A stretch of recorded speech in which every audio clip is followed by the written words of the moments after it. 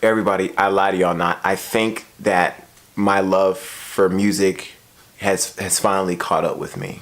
Hey everybody, and welcome to another episode of Song Theory. Thank you so much for watching. I hope you subscribe, like, and share and all that stuff. Listen, it is early in the morning. I was so excited to get on top of Logic's new album, Young Sinatra 4.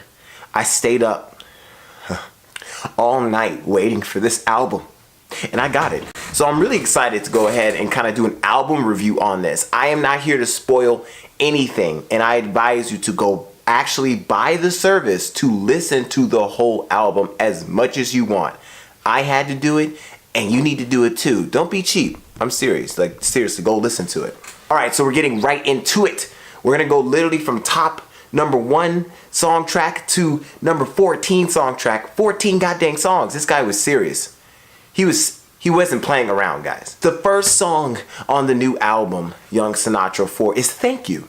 Now, Thank You was a great song because what it did was it was boom bap. Okay, this whole album, if you don't know what boom bap is really a phrase referring to 90s northeastern hip-hop music. Okay, boom bap was really originated, I would say, probably around the time of the late 80s, early 90s. I would say more so the mid 90s, where around the WuTang Clan era, Mos Def and Nas and all those kind of guys during that era. So this whole album is literally an homage to boom bap. Okay, so that's just, I'm letting you know that now. You'll hear it throughout the whole album. It is a recurring theme, and it's super important to this album, all right? So the song starts off with the two guys from the album, The Incredible True Story. And basically, they finally got to paradise, the overarching theme of that whole album. They finally got to paradise, and you hear one of the guys basically saying that he's listening to Logic's last album. And so the other guy he's talking to gets scared. He's like, man, what you mean, bruh? He's like, no. This is the last, Sinatra album. This is the last Young Sinatra album. And so because that's mentioned in this, I thought that was interesting. I actually have a theory on that, and I'm going to continue on. Basically, going into it, the song was beautiful. It was great. It's Logic. It's great hip-hop lyrics. It's awesome. I think Lucy Rose, who featured on this, was holding the melody very well throughout the song. So it kind of just uplifted a lot of the music, and it just sounded really good. It sounded pretty solid, honestly. Number 2 track that was on this amazing album was Everybody Dies. Now, Everybody Dies was important because everybody dies, and so it was the truth. And so there's nothing like hearing a song that's talking about the truth. Everybody dies. Now this song though, oh man, super flex. When I tell you Logic was like not flexecution flex levels, but just like regular levels of Logic flex. He was flexing really hard on this song. A couple of verses that I really enjoyed from the song.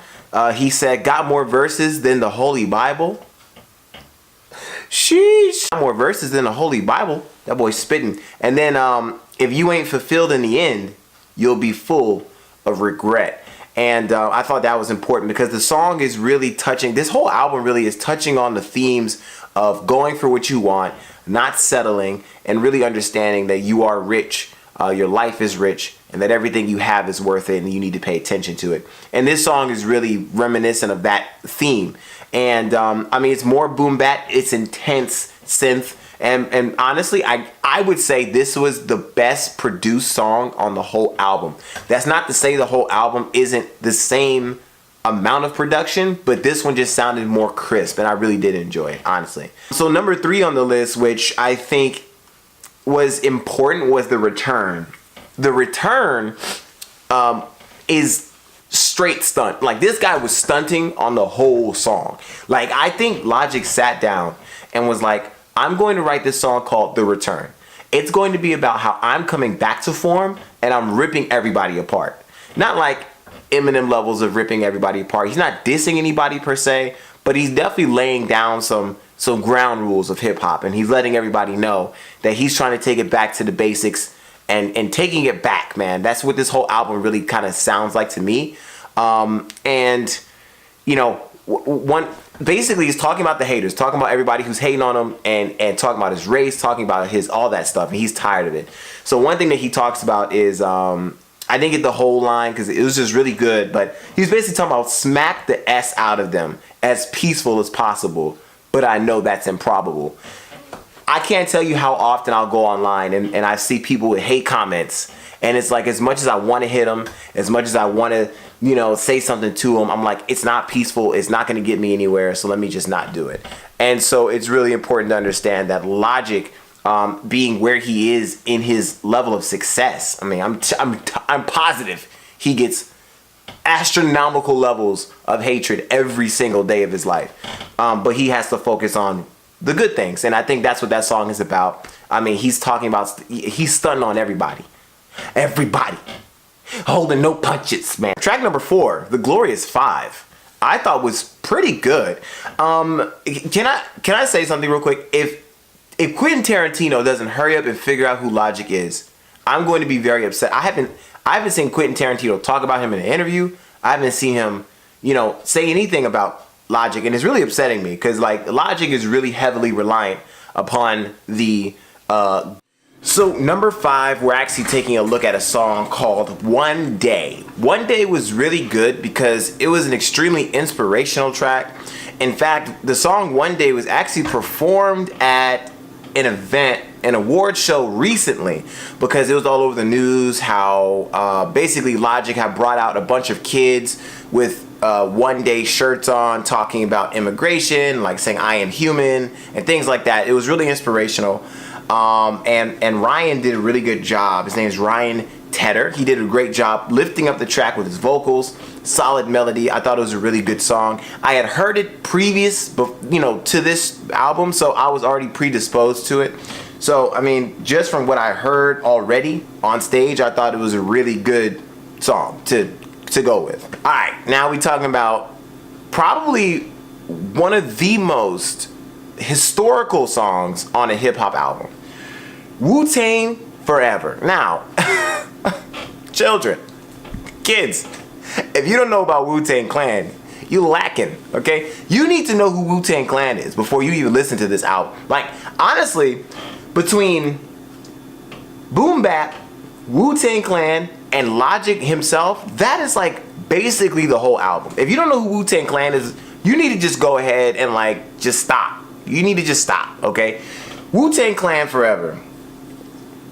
Absolute respect for the legends, okay? You're talking about Boom Bap coming in with nasty lyrical prowess from all of the gentlemen. Let me just name them off for you, just in case you forgot who they were. Okay, Ghostface Killer, okay, Raekwon, okay, you got RZA, and you got Jizza, all right? You got Method Man, you got Capadonna, you got Jackpot Scotty Waddy, along with You God. Okay, see, you're talking about basically the whole Wu-Tang Clan, okay? If you don't understand that, I don't even know what to tell you. Like, I shouldn't even have to really explain this track. It's a classic. It has the Wu-Tang, you know, I'm just gonna move on. Because I feel like you're not really hearing me. I feel like you really understand what that track is about. Either you heard it already and you know it's dope, or you haven't heard it and you're missing out. So either way, you can only be one or two people. So I'm just gonna move on from it. The next song on the whole album, number 7, is 100 Miles and Running. I think this is probably the best song to really hear Logic's lyrical prowess on. Literally, he goes like 100 miles per hour, you know, within the track itself. So you're talking about straight Logic spitting for us from like minute 4 to the very end of the song. Okay? He did what I like to call the one breath spit. This guy literally rapped, like I'll let you listen to it when you get a chance, if you haven't heard it already. I don't want to spoil it for anybody, but please go listen to his one breath spit. It is amazing. If you heard it already, you already know what I'm talking about. I'm like, is there a Guinness Book of World Records that did he just break a record? It sounded like he did. Maybe I'm tripping. Maybe I don't get it. But there is something about that song that I liked. It was upbeat. It was like a summer anthem almost. It had the bass line the syncopation of the drums and the very funky lead guitar sounded like something from like the 70s and 80s. It was very reminiscent of that kind of time period, and I liked it. I don't really see a reason not to like that. It was really good, and the way that he implemented his lyrical abilities on it was fantastic. The way he pulled it off, it was really good. All right, so number 8 track, Ordinary Day. Ordinary Day is light and chill. It was a good, nice, chill song. It actually reminded me a lot of his earlier albums on some of those, kind of how he talked about just hanging out, Nicki especially on, I think it was Under Pressure. It was really good. So just another song to just lighten the mood. One of the more laid back songs of the album, and honestly it was very refreshing. Haley Stanfield did a great job. She sang it very well, uplifted the lyrical, uplifted the melodic standard of that song. Very good. I thought it was a good song. It was pretty chill, pretty laid back, nothing much to it. Number 9 is the namesake of the album, okay? It is YS1V, okay? So you're Young Sinatra 4. It's 4 in Roman numerals. Namesake of the whole album. It gave a lot of traditional Logic. It was like Logic woke up one day and was like, I'm gonna give them what they've been asking for. He gave us Logic on this particular track. It was great. It gave us a lot of that flow that we missed. He reinforced the boom bap narrative again, because the whole album, I told you that already. Now, one thing and this goes into my theory, but I'll hold that for later.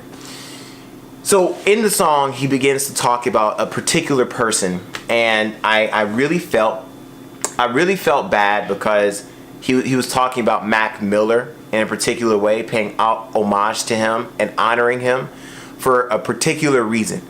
I'm going to make a completely separate video from this because I think it's important to talk about this separately and why all of this is going on in this album. But anyway, he pays homage to Mac Miller. It was a very sweet moment in the song, and I thought it was really important for everybody to hear how Mac Miller influenced Logic throughout his journey, because not a lot of people know. I mean, from what I understand, Logic kind of keeps a lot of his relationships on the low, especially his personal relationships. He's made that very clear, even through his divorce. And so his relationship with Mac Miller kind of came out on this song. Listen to it. It's a great track. All right, number 10 is Street Dreams number 2. Street Dreams 2 was probably the Sorry to Bother You of this album. Basically meaning that this is the strangest song of the album. It was out there, okay? It was out there. And I liked it because it was creative. It was a story that he was telling, albeit it was a strange story he was telling, but it was a good one. I'll break it down for you. Basically, someone kidnapped his wife. The kidnapper asked for $1 million. Logic had to go get it by any means necessary. The way he tried to get it was kind of messed up and weird. He goes back to the house to get his wife, and then finds out that the kidnapper is somebody that he never expected. There you go. Go listen to the song. I don't know what else to tell you. You got to listen to it to really understand that. And I think if you listen to it, I don't want to spoil it for you. It's like The Sixth Sense, okay?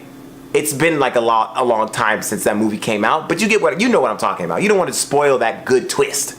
Listen to it. You'll enjoy it. Trust me. Now, number 11 track of the whole album is The Adventure of Stony Bob.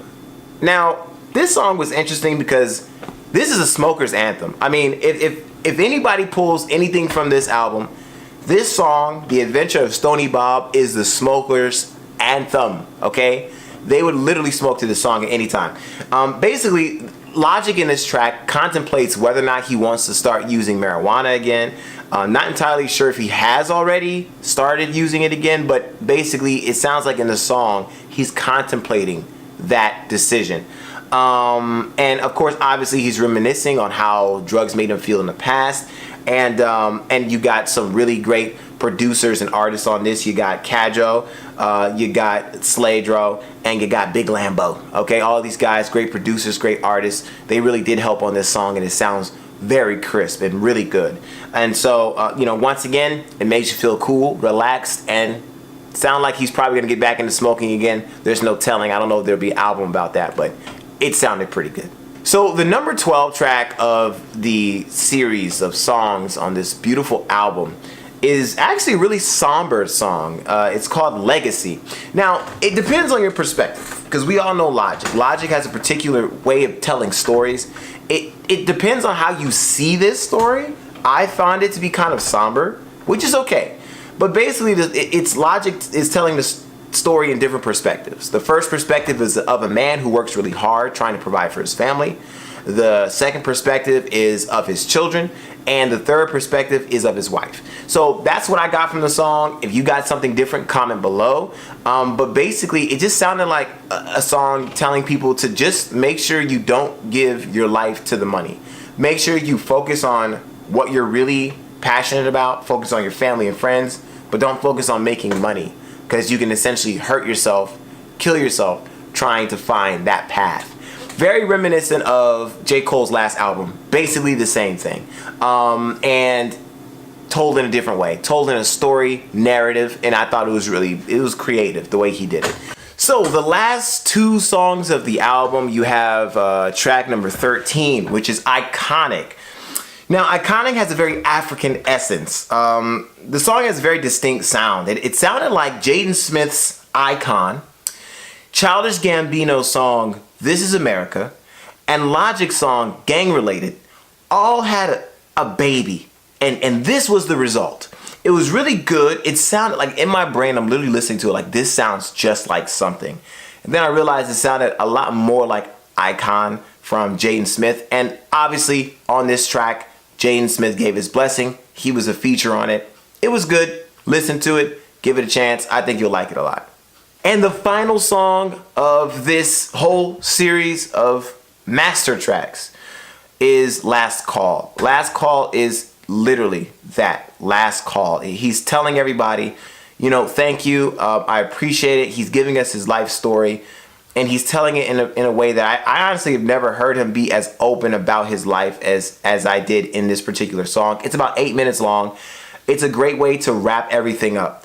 And he's essentially talking about all of his ups and downs, everything he went through, from getting kicked out of the house, from being homeless, from living in the basement, and from getting his first show. He literally walks us through every step of his process and how he got to where he is today.